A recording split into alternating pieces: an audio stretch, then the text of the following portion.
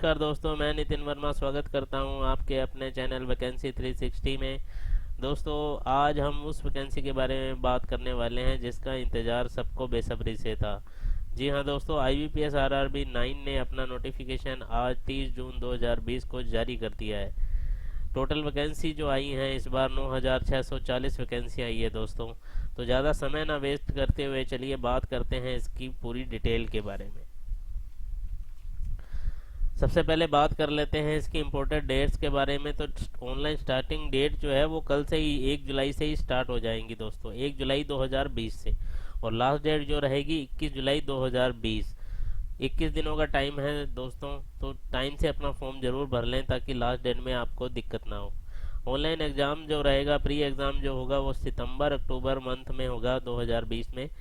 और रिज़ल्ट जो रहेगा वो अक्टूबर 2020 तक आ जाना चाहिए। अगर मैं मेन एग्ज़ाम की बात करूं तो वो भी अक्टूबर नवंबर में ही कंडक्ट करवाया जाएगा। और डिक्लेरेशन ऑफ रिज़ल्ट भी जो होगा वो अक्टूबर नवंबर में होगा। दोस्तों, अक्टूबर नवंबर मंथ हमारे लिए इस एग्ज़ाम की दृष्टि से बहुत इंपॉर्टेंट रहेंगे। अभी IBPS ने इसमें कोई भी डेट मेंशन नहीं की है क्योंकि कोरोना जो इस वक्त अपने एक प्रॉब्लम चल रही है, अपने पूरी दुनिया में ही चल रही है, उसकी वजह से क्या है कि इस वक्त अगर वो डेट देंगे, हो सकता है कि आगे कैसी कंडीशन हो, कैसे ही ना हो, पेपर हो पाए नहीं हो पाए, इसलिए इन्होंने कोई एग्ज़ाम डेट देनी एक बार सही नहीं समझी, इसलिए सिर्फ मंथ बताया गया है। डेट ये एडमिट कार्ड जब लॉन्च करेंगे उसी के साथ ये आपको डेट भी बता देंगे। कंडक्ट ऑफ इंटरव्यू की अगर मैं बात करूं तो वो भी अक्टूबर नवंबर तक लगभग आपके आ जाएंगे। और अगर प्रोविजनल अलॉटमेंट देखें तो जनवरी 2021 में आपको प्राप्त हो जाएंगे।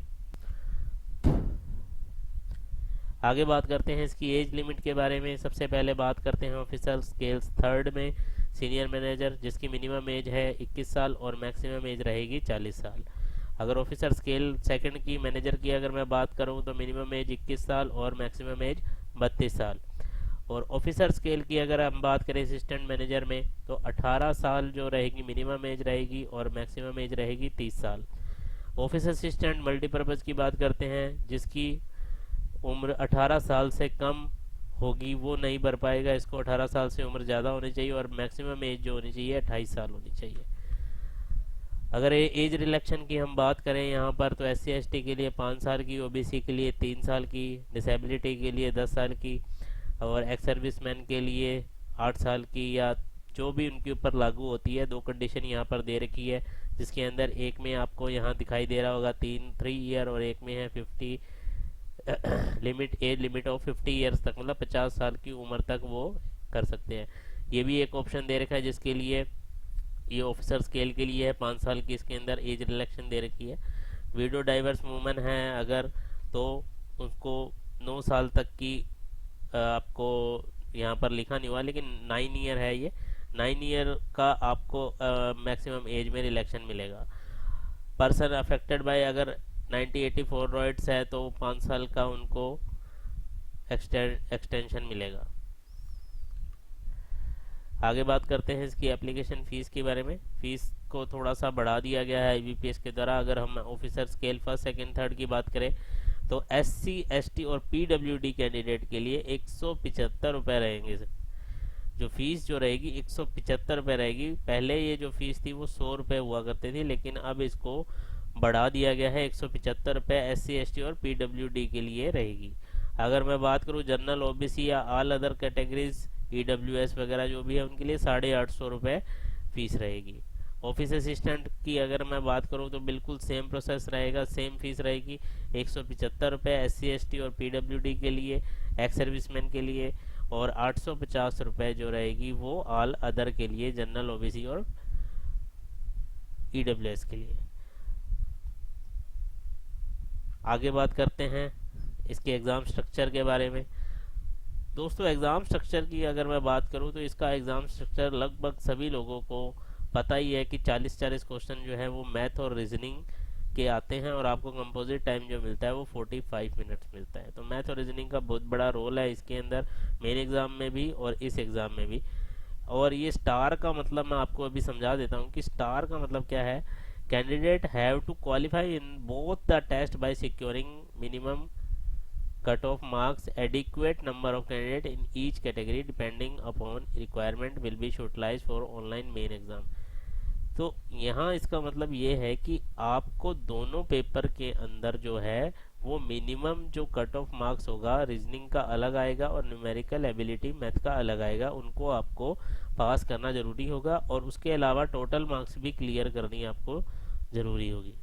मीडियम ऑफ एग्ज़ाम में का क्या है कि जैसे मान लो अगर आप गुजरात से सेंटर भर रहे हैं और गुजरात में रहते हैं, तो आपके लिए हिंदी, इंग्लिश और गुजराती तीनों में पेपर आपको दिखाई देगा। आप जो भी चाहे उस लैंग्वेज के अंदर आप पेपर दे सकते हैं। जैसे मैं राजस्थान में हूँ अगर, तो राजस्थान के लिए हिंदी और इंग्लिश दो ऑप्शन वहाँ पर शो होंगे कि आप किस एग्ज़ाम लैंग्वेज में आप मीडियम में आप पेपर देना चाहते हैं, हिंदी या इंग्लिश, जो भी आप चूज़ करें उसको आप टेस्ट दे सकते हैं उसके अंदर।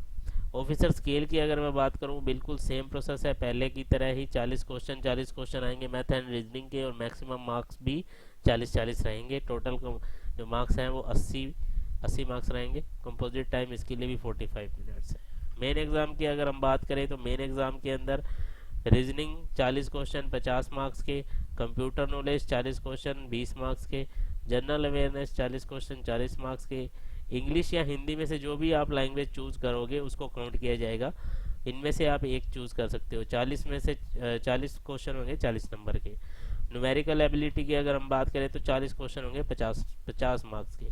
तो देखिए मैथ और रीजनिंग फिर से यहाँ पर 100 नंबर के आ रहे हैं। तो मैथ और रीजनिंग आपके लिए बहुत ज़्यादा इम्पोर्टेंट रहेंगे इस एग्ज़ाम के अंदर। अगर मैं ऑफिसर स्केल फर्स्ट की बात करूं तो इसके अंदर आपको रीजनिंग 40 क्वेश्चन 50 मार्क्स के, कंप्यूटर नॉलेज 40 क्वेश्चन 20 मार्क्स के, जीके रहेगा 40 क्वेश्चन 40 मार्क्स का और इंग्लिश या हिंदी लैंग्वेज में से जो भी आप चूज़ करेंगे 40 क्वेश्चन 40 मार्क्स के। मैथ रहेगा 40 क्वेश्चन 50 मार्क्स के और टोटल रहेगा 200 क्वेश्चन 200 मार्क्स के। कंपोजिट टाइम आपको मिलेगा 2 आवर्स का। यहाँ पर आपको सेक्शनल कोई टाइमिंग का अलॉटमेंट नहीं दिया गया, आपको टोटल 2 घंटे का टाइम मिलेगा। आगे हम बात करते हैं ऑफिसर स्केल सेकंड का पेपर जो रहेगा। इसके अंदर प्री एग्ज़ाम नहीं होगा, सीधा सिंगल लेवल एग्जामिनेशन है, जिसके अंदर रीजनिंग के अंदर आपको 40 क्वेश्चन 50 मार्क्स के होंगे, कंप्यूटर नॉलेज में 40 क्वेश्चन 20 मार्क्स के होंगे, फाइनेंशियल अवेयरनेस इसके अंदर एक सब्जेक्ट है जिसको आपको 40 क्वेश्चन 40 मार्क्स के होंगे। इंग्लिश या हिंदी में से आपको जो भी आप चूज़ करेंगे उसके 40 क्वेश्चन 40 मार्क्स के होंगे। Quantitative aptitude data interpretation 40 question 50 marks के होंगे। ऑफिसर स्केल स्पेशल कैडर की हम बात करें अगर, उसके अंदर क्या होगा, प्रोफेशनल नॉलेज होगा 40 क्वेश्चन 40 मार्क्स का, रीजनिंग होगा 40 क्वेश्चन 40 मार्क्स का, फाइनेंशियल अवेयरनेस भी होगा 40 क्वेश्चन 40 मार्क्स का, हिंदी या इंग्लिश में से 40 क्वेश्चन 20 मार्क्स का, 40 क्वेश्चन 20 मार्क्स का। इस पेपर के अंदर जो ऑफिसर स्केल स्पेशल कैडर का पेपर है उसके अंदर 40 क्वेश्चन 20 मार्क्स के होंगे हिंदी इंग्लिश का, कंप्यूटर नॉलेज रहेगा 40 क्वेश्चन 20 मार्क्स का और क्वांट रहेगी 40 क्वेश्चन 40 मार्क्स का। 200 क्वेश्चन आएंगे टोटल और कंपोजिट टाइम 2 घंटे 30 मिनट मिलेगा आपको। और अगर बैंकिंग ऑफिसर की बात करूंगा तो इसमें कंपोजिट टाइम आपको मिलेगा 2 आवर्स। आगे बात करते हैं ऑफिसर स्केल थर्ड के बारे में।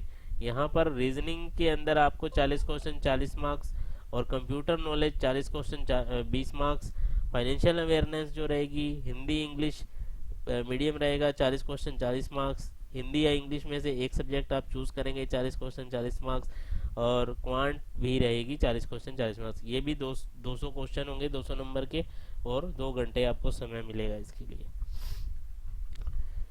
एजुकेशन क्वालिफिकेशन के लिए मैं आपको इसके नोटिफिकेशन में लेकर चलता हूँ। तो इसके नोटिफिकेशन में हम यहाँ आ जाते हैं।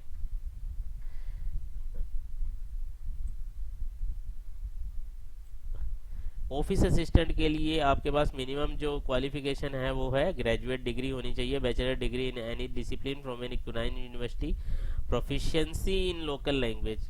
ये आपको मालूम ही होगा जो स्टूडेंट पहले से इसको फिल कर रहे हैं, जिस स्टेट से आप इसको अप्लाई कर रहे हो वहाँ की लोकल लैंग्वेज का आपको ज्ञान होना चाहिए या आपने 10वीं में पढ़ी होनी चाहिए उसको। अगर आपने नहीं पढ़ी है तो उस लैंग्वेज का आपको एक टेस्ट देना होगा। ऑफिसर स्केल फर्स्ट की अगर मैं बात करूं तो bachelor degree in any discipline from a recognised university, इसमें भी बैचलर डिग्री चाहिए और दोनों कंडीशन वही है। आपको कंप्यूटर नॉलेज भी चाहिए ऑफिस असिस्टेंट में, और ऑफिसर स्केल में भी आपको कंप्यूटर नॉलेज और लोकल लैंग्वेज का ज्ञान होना चाहिए। ऑफिसर स्केल सेकंड की बात करूं अगर जनरल बैंकिंग ऑफिसर में, तो bachelor degree in any discipline from a recognised university. यहाँ पर शर्त यह है कि आपके 50% मिनिमम मार्क्स होने चाहिए, वरना आप इस वैकेंसी को आप नहीं फिल कर पाओगे। Officer scale second general banking officer. और अगर आपने preference will be given, preference उन्हीं को शख्स को दिया जाएगा जिन्होंने इनके अंदर अपनी ग्रेजुएट कंप्लीट करी हो, उनको बेनिफिट मिलेगा।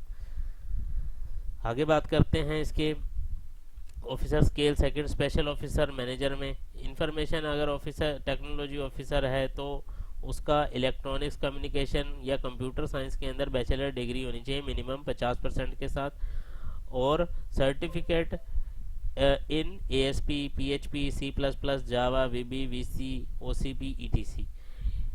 अगर चार्टर्ड अकाउंट के लिए वो अप्लाई कर रहा है तो certificate associate from institute of chartered accountant of India. Law officer के लिए अप्लाई कर रहे हैं तो लॉ डिग्री जो होनी चाहिए लॉ में होनी चाहिए और मिनिमम 50% उसका होने चाहिए।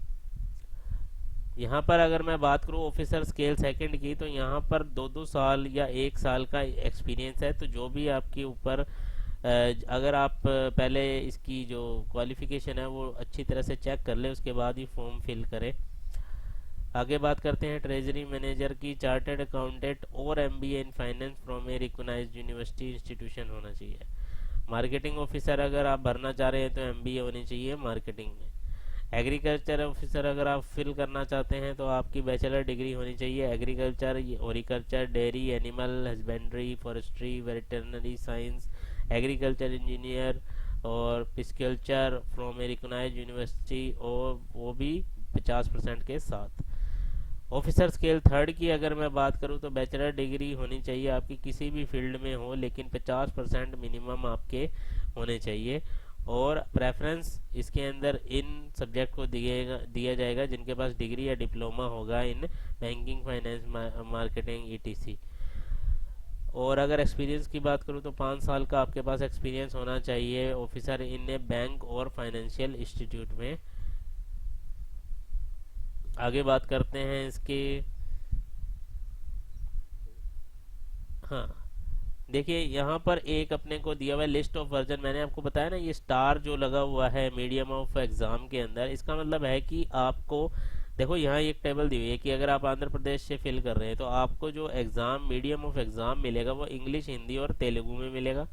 अगर आप असम से फिल कर रहे हैं तो इंग्लिश, हिंदी और असामीज़ में मिलेगा।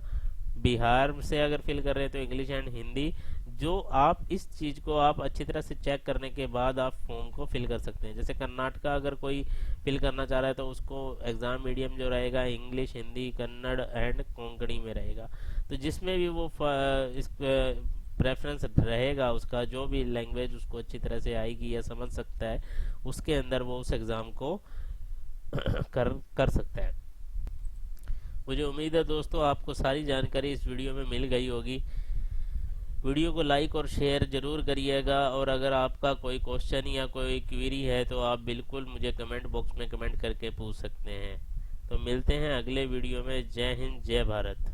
Tell me pretty lies, look me in the face, tell me that you love me, even if